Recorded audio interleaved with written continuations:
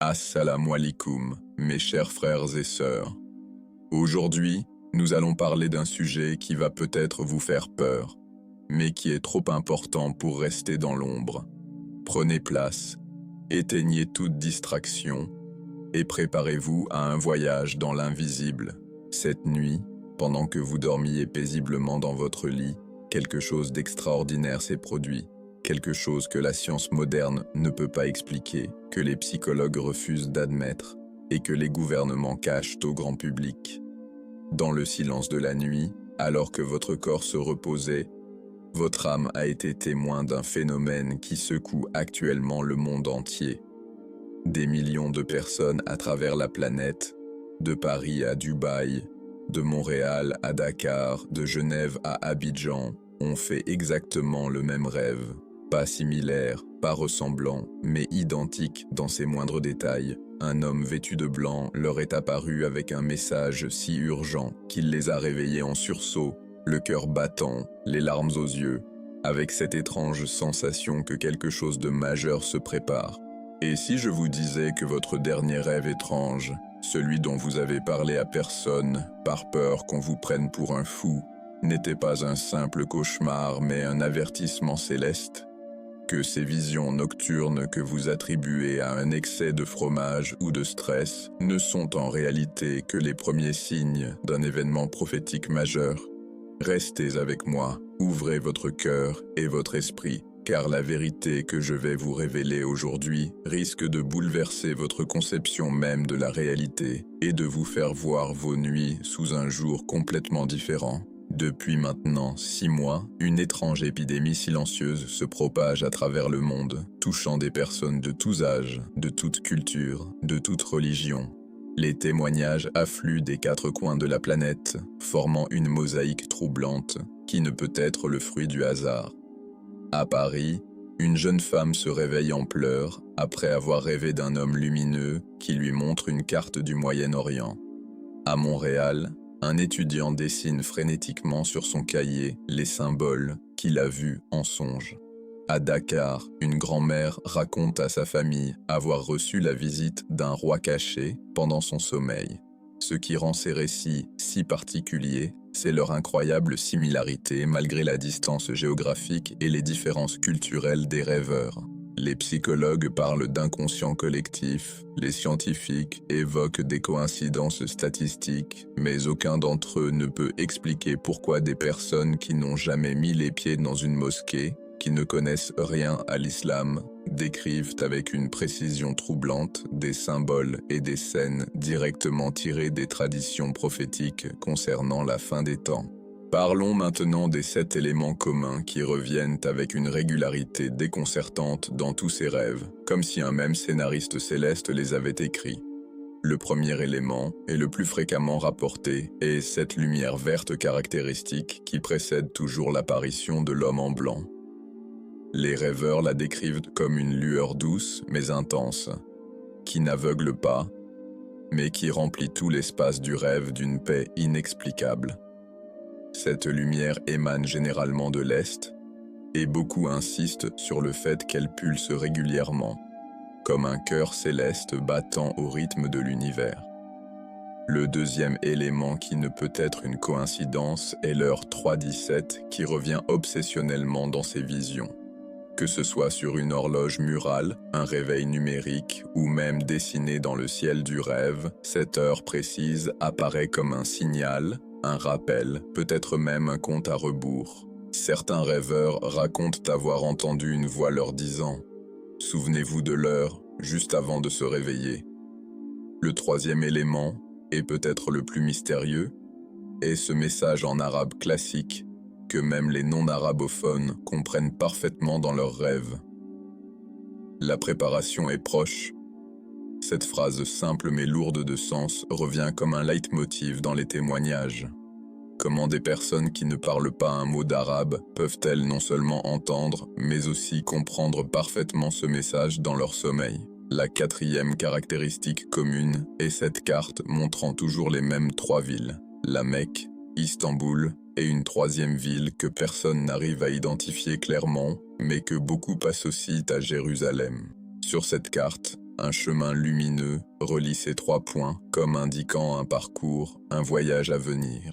Le 5e élément est ce sentiment d'urgence extrême qui envahit les rêveurs. Ce n'est pas une simple anxiété, mais une conviction profonde, viscérale, que le temps presse, qu'il faut se préparer, que des événements majeurs sont sur le point de se produire.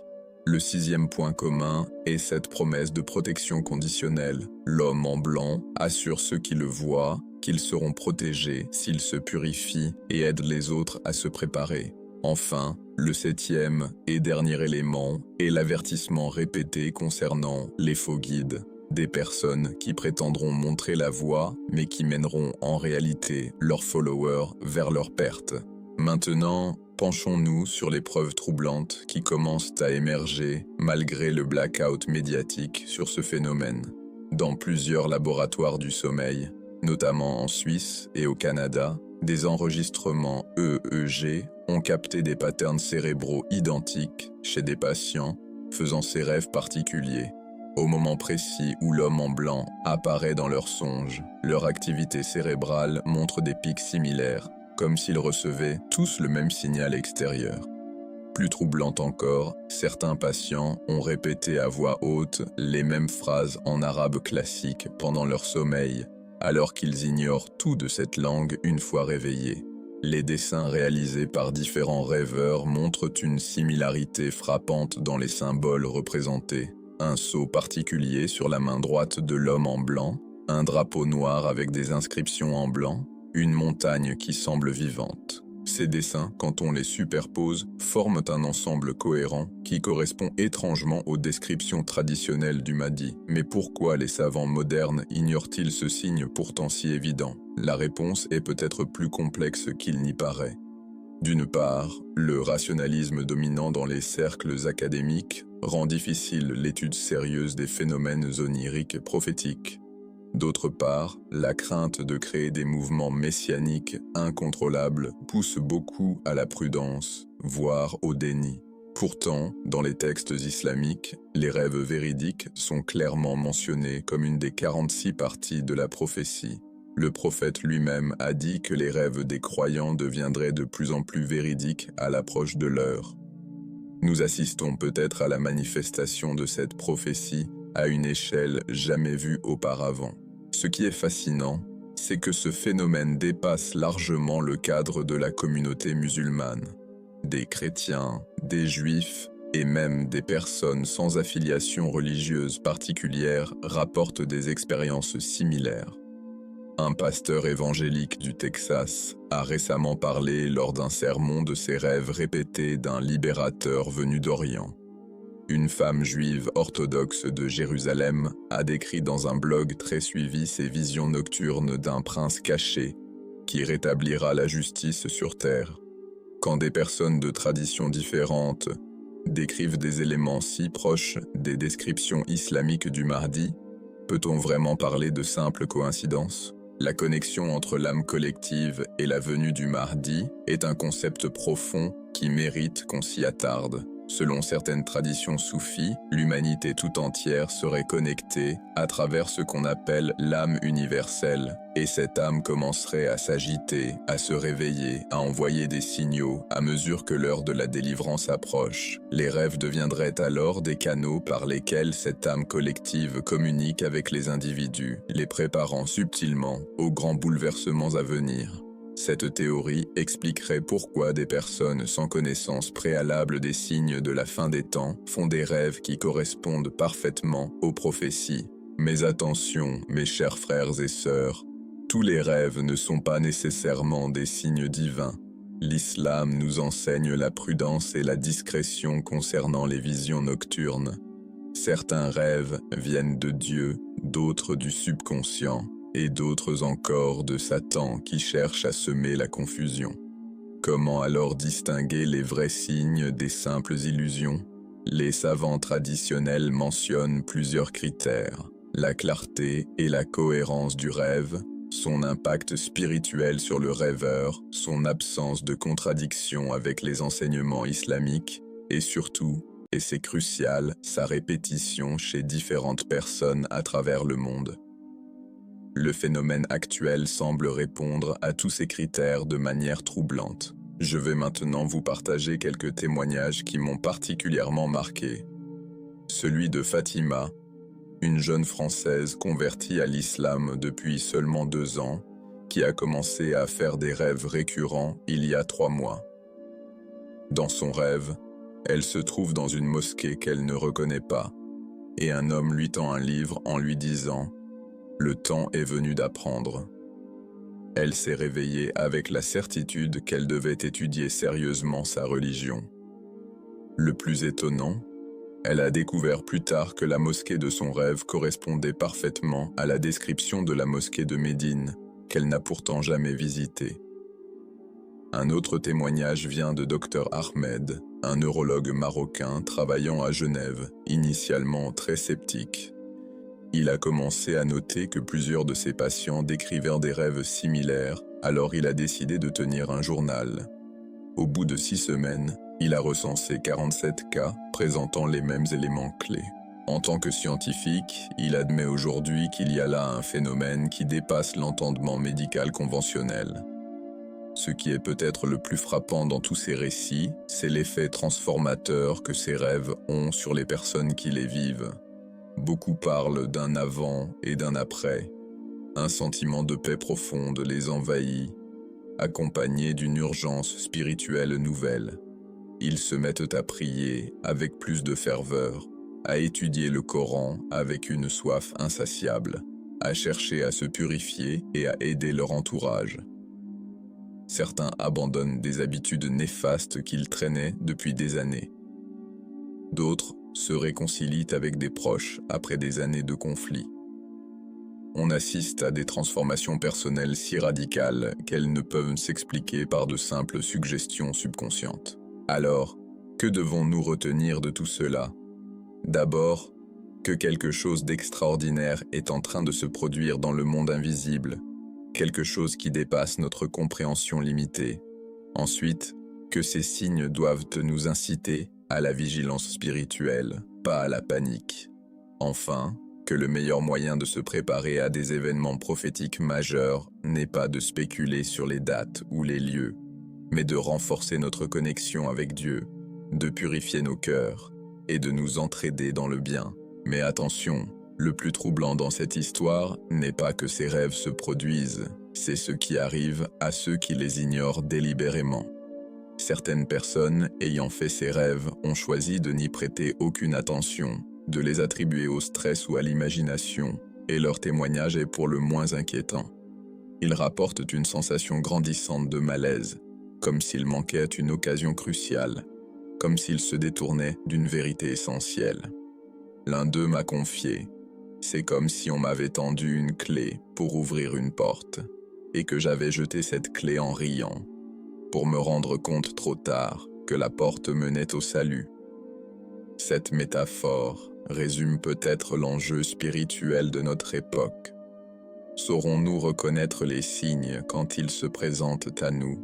Dans la deuxième partie, je vais vous révéler des informations encore plus troublantes sur la nature de ces rêves et leur connexion avec les événements mondiaux actuels. Nous explorerons les messages cryptés que contiennent ces visions, les avertissements spécifiques concernant les mois à venir, et surtout, et c'est peut-être le plus important, la manière dont vous pouvez vous préparer spirituellement à ce qui vient. Parce que le plus grand danger ne serait pas que le Mahdi arrive, mais que nous ne soyons pas prêts à l'accueillir. Mes chers frères et sœurs, si vous me rejoignez maintenant après les révélations troublantes de la première partie, sachez que votre persévérance sera récompensée. Ce que nous allons découvrir ensemble dépasse l'entendement et va peut-être changer à jamais votre perception de la réalité. Asseyez-vous confortablement, éloignez toute distraction et préparez votre cœur à recevoir des vérités qui pourraient bien transformer votre vie. Permettez-moi de commencer par une confession personnelle. Pendant des mois, j'ai hésité à aborder ce sujet, craignant le scepticisme et les moqueries. Mais les témoignages qui me parviennent quotidiennement sont devenus trop nombreux, trop cohérents, trop troublants pour rester dans l'ombre.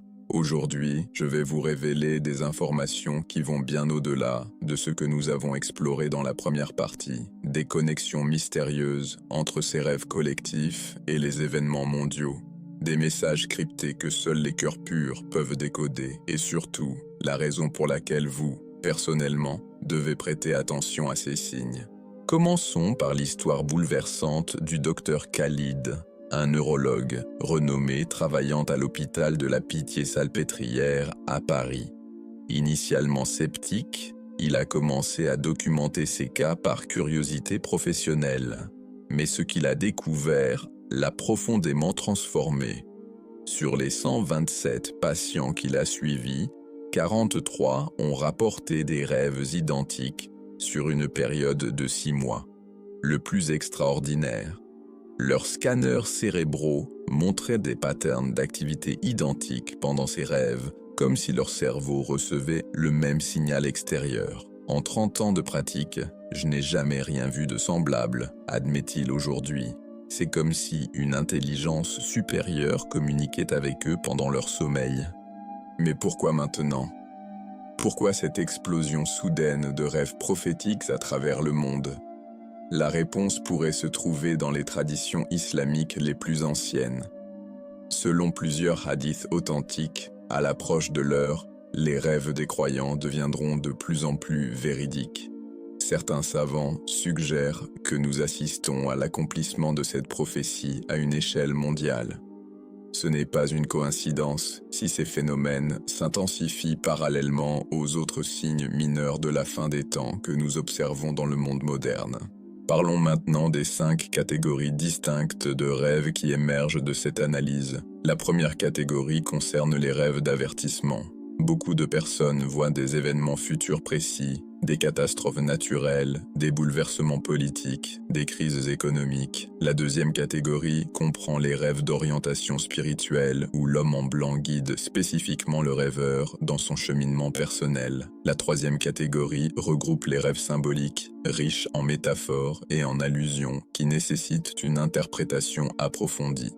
La quatrième catégorie concerne les rêves de préparation pratique, avec des instructions détaillées sur les compétences à acquérir et les provisions à faire. Enfin, la cinquième catégorie, la plus rare mais la plus significative, comprend les rêves de reconnaissance mutuelle, où les rêveurs voient les visages d'autres personnes qu'ils rencontreront plus tard dans la réalité. Ce qui rend ces rêves si particuliers, c'est leur qualité sensorielle exceptionnelle. Les rêveurs décrivent une expérience multidimensionnelle où tous les sens sont amplifiés. Ils sentent des parfums célestes, entendent des mélodies d'une beauté déchirante, perçoivent des textures et des températures avec une acuité surnaturelle. Plus significatif encore, beaucoup rapportent avoir reçu dans ces rêves des connaissances qu'ils ne possédaient pas auparavant, des versets coraniques qu'ils n'avaient jamais appris, des invocations complexes ou même des langues étrangères. Mais le phénomène le plus extraordinaire est sans doute la manière dont ces rêves commencent à influencer la réalité physique. Prenons l'exemple de la communauté musulmane de Lyon. Plusieurs membres ont fait des rêves identiques, les avertissant de se préparer à une crise alimentaire.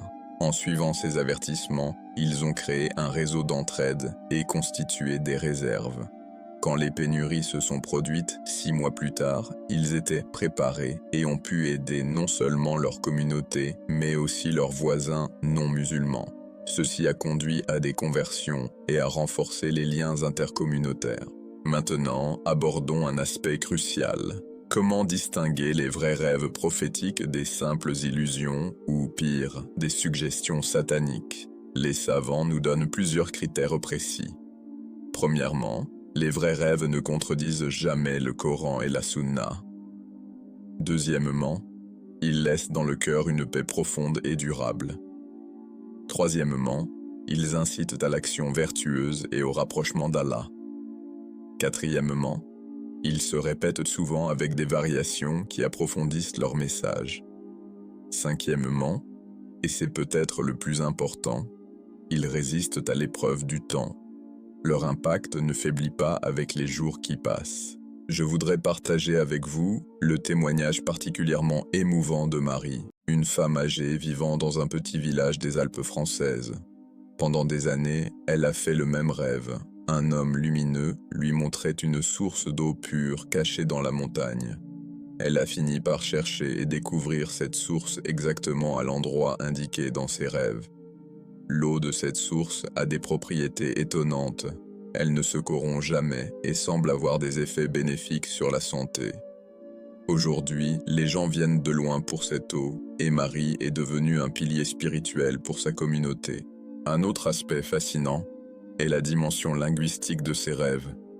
Beaucoup de non-arabophones rapportent avoir compris parfaitement des messages en arabe classique dans leurs rêves. Certains ont même commencé à parler arabe couramment après une série de ces rêves, sans avoir étudié la langue. Des linguistes qui ont étudié ce phénomène admettent son caractère inexplicable selon les paradigmes scientifiques actuels. Mais attention, mes chers frères et sœurs, ces rêves ne sont pas une fin en soi. Ils sont des moyens, des signes, des avertissements. Leur but ultime est de nous préparer spirituellement et pratiquement aux grandes épreuves qui viennent. L'homme en blanc ne cesse de répéter un message central. Purifiez vos cœurs, unissez-vous, préparez-vous. Ce triple impératif revient comme un leitmotiv dans tous les témoignages, quelle que soit la culture ou la langue du rêveur. Parlons maintenant des 7 transformations spirituelles observées chez ceux qui font ces rêves de manière répétée. Premièrement, ils développent une profonde humilité et une conscience aiguë de leurs défauts. Deuxièmement, leur amour pour le prophète et sa sunna s'intensifie de manière remarquable. Troisièmement, ils éprouvent un besoin irrésistible de servir les autres et de contribuer au bien commun. Quatrièmement, leur relation avec le Coran devient vivante et transformative. Cinquièmement, ils développent un détachement sain des biens matériels. Sixièmement, leur patience face aux épreuves s'accroît considérablement. Septièmement, et c'est peut-être le plus beau, ils rayonnent d'une paix intérieure qui attire les autres vers l'islam. Je dois maintenant aborder un sujet délicat mais essentiel. Les mises en garde spécifiques contenues dans ces rêves. L'homme en blanc met en garde contre plusieurs dangers imminents. Premièrement, la fitna de l'argent et du matérialisme qui détournent les cœurs de l'essentiel. Deuxièmement, la division et les conflits au sein de la Oumma. Troisièmement, l'apparition de faux savants et de guides égarés. Quatrièmement, les épreuves familiales et la rupture des liens de parenté. Cinquièmement, la négligence dans la prière et les actes d'adoration. Ces avertissements sont répétés avec une urgence croissante dans les rêves les plus récents. Ce qui est remarquable, c'est que ces rêves semblent s'adapter au niveau de compréhension et aux besoins spécifiques de chaque rêveur. Les enfants reçoivent des messages simples et imagés. Les adultes obtiennent des guidances plus complexes. Les savants et les étudiants en religion reçoivent des enseignements profonds et subtils. C'est comme si l'émetteur de ces messages connaissait parfaitement chaque individu et personnalisait son message en conséquence. Je voudrais maintenant partager avec vous certaines des prédictions les plus étonnantes qui se sont réalisées. Un rêveur à Marseille a vu en détail les perturbations des chaînes d'approvisionnement 6 mois avant qu'elles ne se produisent. Une femme à Strasbourg a rêvé de tensions sociales spécifiques qui se sont matérialisées exactement comme visionnées. Un jeune à Toulouse a reçu des instructions précises pour se préparer à des crises énergétiques qui ont effectivement touché sa région. Ces coïncidences sont trop nombreuses et trop précises pour être attribuées au hasard. Mais le message le plus urgent concerne la préparation spirituelle. L'homme en blanc insiste sur plusieurs points cruciaux: la nécessité de se repentir sincèrement, l'importance de réformer son caractère, l'obligation d'apprendre la religion authentique, la vertu de la patience face aux épreuves et la nécessité de préserver l'unité de la communauté musulmane. Ces thèmes reviennent inlassablement, comme pour nous rappeler l'essentiel dans une époque de distractions multiples. Un aspect particulièrement intéressant est l'impact de ces rêves sur les non-musulmans. Beaucoup de personnes sans affiliation religieuse font ces rêves et se retrouvent attirées vers l'islam. Leurs témoignages sont souvent les plus convaincants, car ils n'ont aucun préjugé favorable et abordent ces expériences avec un regard neuf. Leur conversion est généralement profonde et durable, basée sur une conviction intime née de ces expériences spirituelles. Pour ceux qui n'ont pas fait ces rêves, ne vous découragez pas. L'absence de vision onirique ne signifie pas que vous êtes exclu de cette guidance. Au contraire, vous pouvez vous préparer through l'action concrète et l'éducation spirituelle. Étudiez sérieusement votre religion. Purifiez votre cœur des mauvais traits de caractère. Renforcez votre pratique des obligations religieuses. Développez des compétences utiles pour servir votre communauté. Et surtout, travaillez à l'unité et à l'entraide entre les musulmans. Je dois maintenant aborder une question cruciale. Comment intégrer ces expériences dans notre vie quotidienne sans tomber dans l'excès ou la superstition? La réponse se trouve dans l'équilibre et la modération. Ces rêves doivent nous inciter à l'action vertueuse, pas à la passivité.